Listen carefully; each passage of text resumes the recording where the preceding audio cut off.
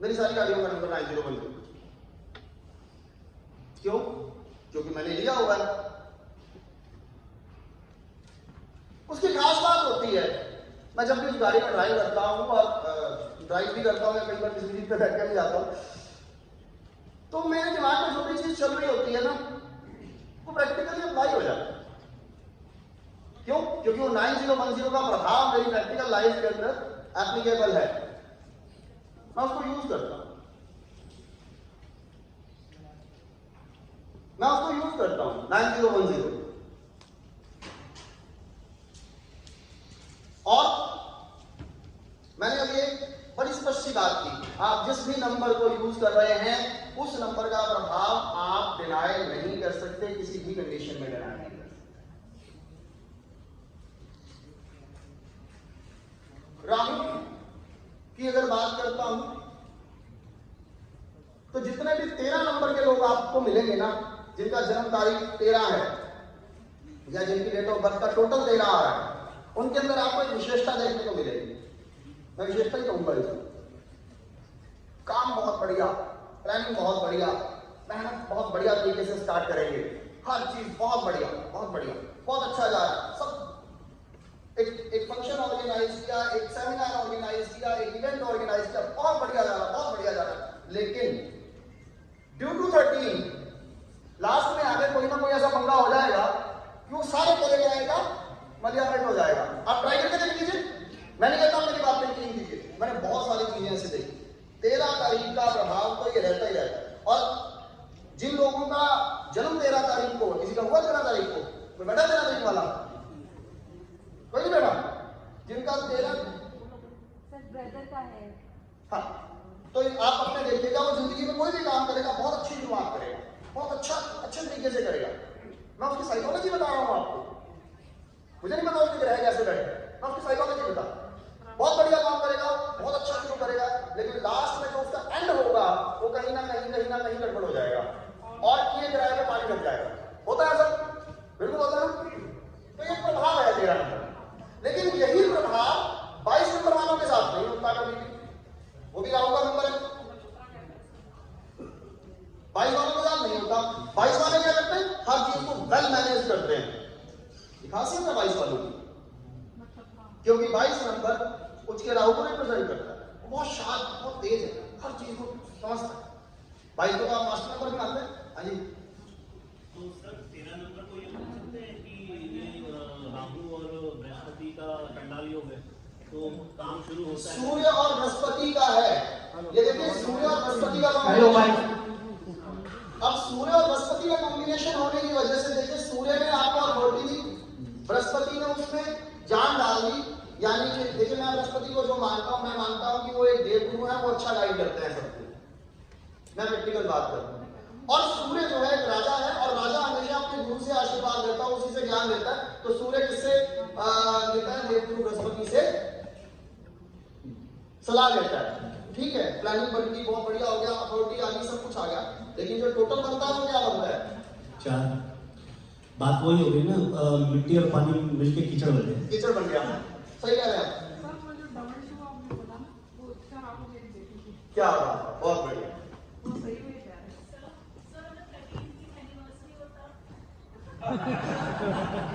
फिर भी मैं कुछ कहना चाहूंगा, आपके हस्बैंड साथ है क्या? फिर भी मैं कुछ कहूंगा, वो मुझे कहने की जरूरत नहीं है। सर आपने अष्टम के चंद्रमा की भी बात सही कही थी, लेकिन क्या है, हमारे यहाँ टॉयलेट बाथरूम में ले जा सकते, लेकिन बाहर स्टैंड लगा के बजा के जाते हैं गानों से। देखिए, इतना बाहर रखेंगे, कुछ ना कुछ अपने मनपसंद का म्यूजिक लगाएंगे तब जाएंगे।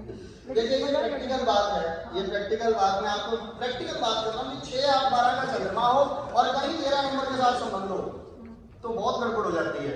और 6, 8, 12 का चंद्रमा वाला तो 100% बाथरूम में मोबाइल लेके जाता ही जाता है, और किसी का भी चंद्रमा 6, 8, 12 में, मैं प्रैक्टिकली इनको चैलेंज कर रहा हूँ, वो ले जाता ही होगा। अगर किसी की डेट ऑफ बर्थ अगर 3-3 आ जाए, हाँ, ये एक बहुत अच्छा सवाल पूछा। 33 जी, डेट ऑफ बर्थ कभी नहीं होती 33 नहीं 33 नहीं, उसका मूला जो पूरा टोटल है भाग्यांश इसका 33 होता है। देखिए, अब यहाँ पर मैं लॉजिकल बात करता हूँ। 33 नंबर डबल बृहस्पति से बना है। एक तो मैं पहले ही बृहस्पति को सन्यासी मानता हूँ, मैं बृहस्पति को सन्यासी मानता हूँ। उनको वैराग चाहिए, उनको भौतिकता नहीं चाहिए, ठीक है, वो अध्यात्म के कारक है। और वो डबल 3 से बने हैं, पावर बढ़ गई ना, लेकिन टोटल क्या बन गया? 6 बन गया ना। अब क्या होगा यहाँ पर? जिंदगी में भौतिकता तो जारी होगी, लेकिन 33 वालों को कभी वैवाहिक सुख भी मिलता ही नहीं। शादीशुदा जिंदगी में 33 वालों के प्रॉब्लम हमेशा ही रहती हैं। मुझे नहीं पता, अगर आपका 33 आ रहा है तो आप अपनी जिंदगी के ऊपर अप्लाई करके देख लीजिएगा, होता है ऐसा? कॉन्ट्रडिक्शन है कभी? आपका मूलांक क्या है? मूलांक क्या है? टोटल क्या है? डेट ऑफ बर्थ क्या है? वो पहले 6 नंबर है, 6 और 6 का कॉम्बिनेशन है, बस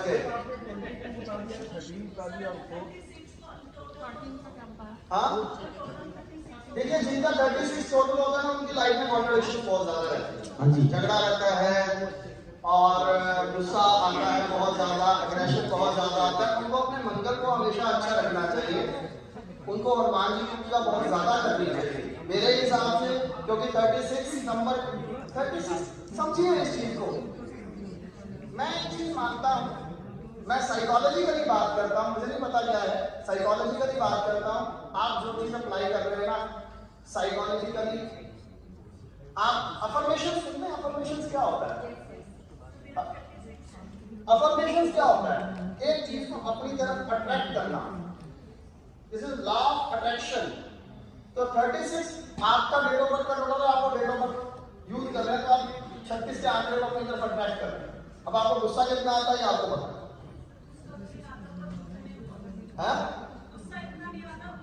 एक ही बात है, उलझने तो उलझ जाते हैं, तो मंगल को अच्छा कर लीजिए। आपकी कुंडली में मंगल खराब होगा कहीं, क्या है?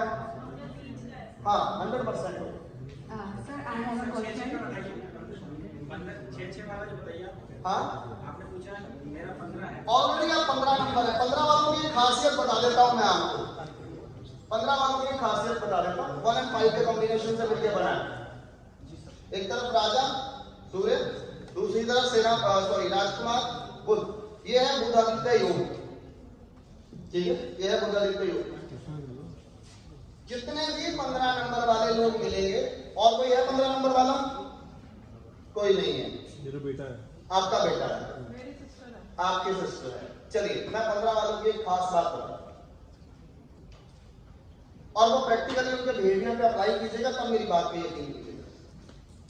आपने अगर अपने मुंह से कोई बात बोल दी ना, सच बता रहा हूं, आपने अगर अपने मुंह से कोई बात बोल दी, तो उसको पूरा करने के लिए कायनात भी अपना जोर लगा देगी। वो 100% पूरी होती है, चाहे ले लो।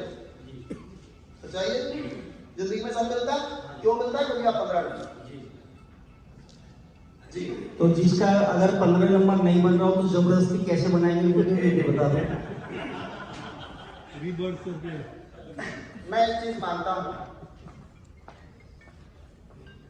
ज्योतिष में एक 2 वर्ड यूज होते हैं, प्रारब्ध और पुरुषार्थ।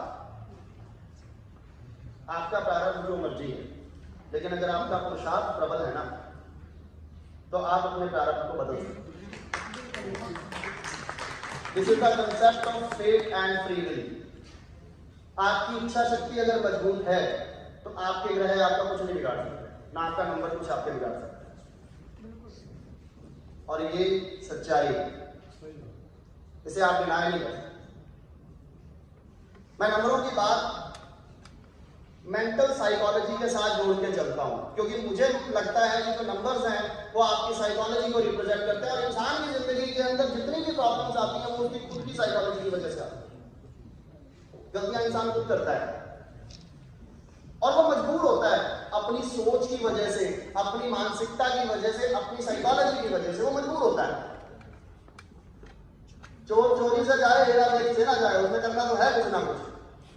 और अगर आपकी फ्री विल मजबूत है, आपकी इच्छा शक्ति मजबूत है, तो आप कुछ भी चेंज कर सकते हैं। इसलिए कोई भी ग्रह, कोई भी नंबर आपको तब तक बुरा प्रभाव नहीं देता जब तक आप उसको आमंत्रण नहीं देते उस चीज के लिए।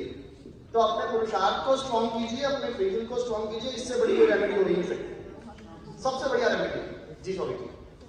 मैं ये पूछना चाह रहा हूँ अभी थ्री टोटल आए मतलब डेट ऑफ बर्थ 3 और लास्ट में 3 तो उसका क्या रिजल्ट रहेगा? डेट ऑफ बर्थ माइक में दो ताकि सभी को समझ में आए, शायद मेरा भी क्वेश्चन है जो आप पूछ रहे हो। अच्छा सेम जी अगर डेट ऑफ बर्थ में भी टोटल 3 है, मंथ भी 3 है और लास्ट में भी 3 है और टोटल भी 3 है। हाँ समय 3 है और जो ईयर है उसमें भी 3 है।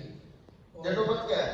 83 है 1983। डेट ऑफ बर्थ पूरी बताओ। 21 3 1983 6 टाइम है मतलब 18:15। बहुत ज्यादा सोचते हो यार, इतना मत सोचो। बस मैंने बता दिया आपको यही बात। जो इन्होंने डेट ऑफ बर्थ बोली है ना, उस डेट ऑफ बर्थ की एक ही समस्या है, इतना सोच जाते हैं जितना होता नहीं है और बाद में निकलता कुछ भी नहीं है। यही साइकोलॉजी है आपकी, ऐसा ही है मेरा नहीं किसी जिसका भी है। सर आपने उच्च अभिलाषी उस जिसका भी आपने डेट ऑफ बर्थ बोला ना, उसकी कुंडली में जी मैं गुरु की स्थिति जो है ना बहुत अच्छी है। गुरुदेव मैं प्रार्थना करूंगा, अभी हमारा पर्सनल हो रहा है तो अभी आप जो ज्ञान की वर्षा है ना कुछ दे करके चले जाओ सर। अगर किसी का नहीं बन रहा है 1-5 तो कैसे बनेगा वो बता दो ताकि सारी शुद्ध हो जाए। भगवान की जय। मैंने एक ही चीज बोली है, पुरुषार्थ से बड़ी कोई चीज नहीं है। पूरी इच्छा शक्ति के साथ उस नंबर को अच्छा करना शुरू कर दीजिए जो आपकी डेट ऑफ बर्थ में खराब है। 36 खराब है तो 36 का टोटल होता है 9 किसका नंबर होता है? मंगल का नंबर होता है। तो मंगल की रेमेडीज कीजिए। आप सब एस्ट्रोलॉजर्स हैं, आपको पता है उनकी रेमेडीज क्या है। या मैं आपको एक ऑप्शन दे देता हूँ, 36 की जगह 90 को यूज करना शुरू कर दीजिए, आपको मंगल के रिजल्ट अच्छे आने शुरू हो जाएंगे।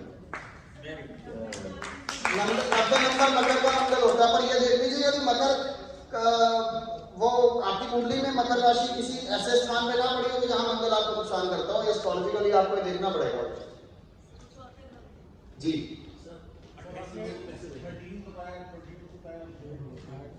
4 नंबर मेष राशि का राहु है। देखो मंगल की राशि में राहु कैसा होता है, अग्रेशन देगा ना आपको, गर्मी देगा। बहुत क्रिएटिव होते हैं 4 नंबर डायरेक्ट वाले, मैं आपको बता रहा हूँ बहुत क्रिएटिव होते हैं, लेकिन उतनी जल्दी उनको गुस्सा भी आ जाता है। 4 नंबर वालों की एक खास बात मैं आपको बहुत प्रैक्टिकली साइकोलॉजिकली बताता हूँ। जितने भी 4 वाले आपकी कौन है 4 वाला यहाँ पे डायरेक्ट 4 वाला में बैठे आप बैठे, और कौन है 4 वाला? आप भी 4 वाले।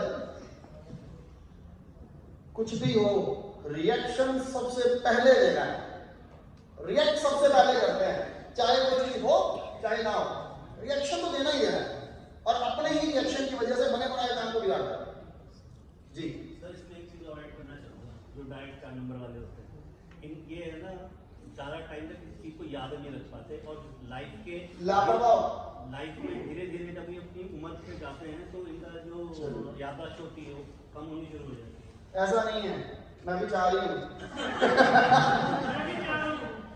ऐसा नहीं है, हमारी तो बढ़ रही है।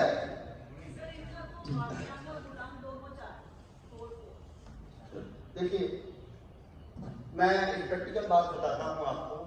जो 4 और 4 के कॉम्बिनेशन के लोग होते हैं, 4 और 4 के कॉम्बिनेशन के लोग होते हैं, उन्हें जिंदगी में एक फॉर्मूला हमेशा अपनाना चाहिए, बी पोलाइट।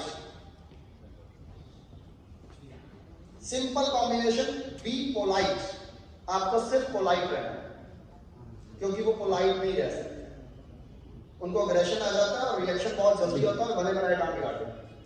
ठीक है, समय की पाबंदी है और बहुत बहुत धन्यवाद आप सभी का, आपने मुझे सुना। आपका एक है अरे भाई समस्या तो समाधान है ना, तो टेंशन लेते हो। चलिए मैं आपको एक चीज और क्लियर कर देता हूं। 2019 में इस फील्ड को लेकर मैं कॉर्पोरेट सेक्टर में उतरा था, तो हमने एक ऑर्गेनाइजेशन बनाई थी ज्योतिषपुंज प्राइवेट लिमिटेड, और उसके साथ साथ फिर हम लोगों ने शुरू किया ज्योतिषपुंज ग्लोबल फाउंडेशन, फिर हमने शुरू किया ज्योतिषपुंज गुरुकुल प्राइवेट लिमिटेड। तो अभी उसी को प्रमोट करते हुए हमने एक ऐप लॉन्च की है जिसका इनॉग्रेशन परसों कुरुक्षेत्र में था, ज्योतिषपुंज ऐप। वो एक ऐसा प्लेटफॉर्म हम लोगों ने तैयार किया है जिसमें आपको बहुत सारे एस्ट्रोलॉजर्स एक ही प्लेटफॉर्म पर मिल जाएंगे। ज्योतिषपुंज प्राइवेट लिमिटेड इसको अच्छे लेवल पर प्रमोट करने जा रहा है और ये ऐप जो है इंडिया और कनाडा दोनों जगह से चलेगी, क्योंकि हमारा जो इंटरनेशनल ऑफिस है वो हम लोगों ने ब्रम्पटन कनाडा के अंदर बनाया है और सितंबर में हम उस ऑफिस की इनॉग्रेशन भी करने जा रहे हैं। तो इंडिया और कनाडा दोनों जगह से चलेगी ये है। आप सब लोग अगर आप एस्ट्रोलॉजर हैं तो इसमें 2 पैटर्न दिए गए हैं। इस ऐप को एस्ट्रोलॉजर्स के लिए अलग बनाया गया है, आम पब्लिक के लिए अलग बनाया गया है। तो दोनों ही ऐप आप जब भी प्ले स्टोर पे जाएंगे तो प्ले स्टोर पर दोनों आपको अवेलेबल रहेंगी। ज्योतिषपुंज ऐप डालेंगे प्ले स्टोर पर तो खुल जाएगी। तो जो एस्ट्रोलॉजर्स हैं वो एस्ट्रोलॉजी ऐप यूज कर सकते हैं और जो आम पब्लिक के लोग हैं वो नॉर्मल ऐप। लेकिन मेक श्योर दैट, मैं आपको पहले बहुत क्लियर कर रहा हूँ, जितने भी एस्ट्रोलॉजर हमारी ऐप पे आना चाहते हैं हम बकायदा उनका टेस्ट लेंगे पहले। ऐसा नहीं होगा कि कोई भी आएगा हमारी ऐप पर उसको छोटा सा भी पूछ लिया और उसका एक्सपीरियंस नहीं है तो उसको ऐप पे जगह दी जाएगी, बिल्कुल भी नहीं दी जाएगी। हमारा एक पैनल होगा, वो पैनल आपका बकायदा टेस्ट लेगा। टेस्ट लेने के बाद अगर आप हमारे सवालों के जवाब देने में कामयाब होते हैं, अगर आप उस पर अपने आप को एलिजिबल करते हैं तो आपको ऐप के ऊपर जगह दी जाएगी। क्योंकि मैं बड़ी विडंबना है इस चीज की, जहां ज्योतिष की बात आती है वहां हमारे ज्योतिषियों को इस समय रोजगार के मामले में बड़ी दिक्कत आती है। और वैसे भी जो ब्राह्मण लोग हैं उनको तो लोग पैसे देके वैसे ही राजी, सच्चाई कह रहा हूं ये। तो इतनी महंगाई बढ़ चुकी है, बच्चे कहां से पढ़ाएं? प्रैक्टिकल बात कर रहा हूं, मैं मैनेजमेंट का आदमी हूं, मैं बहुत प्रैक्टिकल बात करता हूं। अगर जेब में पैसा ही नहीं आ रहा है तो अपनी जरूरतें कैसे पूरी करेंगे हम लोग? और लोग ज्योतिष के फील्ड में आने से कतराने लग गए हैं। क्यों? सोर्स ऑफ इनकम नहीं बनता, उनको एक्स्ट्रा सोर्स चाहिए होता है। जबकि मैं आपको बताऊं ये एक ऐसी विद्या है जिसकी वजह से कभी हमारा देश विश्व गुरु होता था और लोग ज्ञान लेने भारत आते थे। और आज के समय में हम अपनी ही इस विद्या में विश्वास नहीं करते। तो बहुत सारी चीजों पे मंथन करने की जरूरत है और खासकर युवा वर्ग को इस फील्ड में आने की जरूरत है। लेकिन युवा वर्ग आज के समय में क्या करता है? एमडी करता है, किसी प्राइवेट कंपनी में जॉब कर लूं। क्यों? अरे भाई हमारे देश के पास कितनी जबरदस्त विद्या है, क्यों नहीं हम इसके फील्ड में आगे बढ़ते हैं? क्यों नहीं हम वहां पर रोजगार के जरिए बनाते हैं? इसीलिए इस ऐप को बनाया गया है। बट मेक श्योर आपकी एलिजिबिलिटी पूरी होनी चाहिए। आप ज्योतिषपुंज जरूर एक प्रश्न है मेरा, सारी ऐप जो है ज्योतिष की है, ज्योतिष के लिए बनते हैं, वास्तु के लिए भी है कई जगह सारी विद्याएं आएंगी। ये तो कह रही हमें सब पता चला ज्योतिष वाले आ जाओ रहोगे तो बताने के लिए। लेकिन वास्तु को आप ज्योतिष से क्यों अलग मानते हैं साक्षी जी? नहीं, वास्तु की तो कंसेप्ट नहीं, ज्योतिष सब एक दूसरे के सहयोगी हैं, कोई विद्या अलग नहीं है, सब एक दूसरे। वास्तु वालों के लिए आपका कोई काम नहीं है क्यों नहीं है? आपसे लोग वास्तु के सवाल नहीं पूछ सकते, आपके घर की डायरेक्शंस नहीं पूछ सकते, बिल्कुल पूछ सकते। तो ज्योतिषपुंज ऐप को आप डाउनलोड कर लीजिए, दोनों चीजें आपको मिलेंगी। और मुझे लगता है मनोज जी का कहने के अकॉर्डिंग समय काफी हो चुका है। थैंक यू सो मच, आपने मुझे सुना, बहुत बहुत धन्यवाद। मैं एक बार नाम और दोहराना चाहूंगा, ज्योतिषपुंज ऐप ये प्ले स्टोर से आप डाउनलोड कर सकते हैं और वहाँ पे अगर आपके सवाल में कुछ भी सवाल आ रहा है तो एस्ट्रोलॉजर से आप पूछ सकते हैं। उसमें फ्री वाले और पेड वाले दोनों है महाराज। मैं आपको एक चीज और बता देता हूँ, देश काल पात्र और परिस्थिति के हिसाब से हमें अपने आप को चेंज करने की जरूरत है। और आज आईटी का जमाना है, अगर हम अपने आप को मॉडर्न नहीं करेंगे, विद्या वही रहेगी, सिर्फ तरीका बदलना होगा हमें थोड़ा सा। अगर हम अपने आप को आज मॉडर्न नहीं बनाएंगे ना तो हम पिछड़ जाएंगे, और हमें पिछड़ना नहीं है, क्योंकि हमारी विद्या में वो ज्वान है जो पूरे दुनिया को हमारी तरफ अट्रैक्ट करती है। इसी वजह से हम विश्वगुरु थे और आगे भी रहेंगे।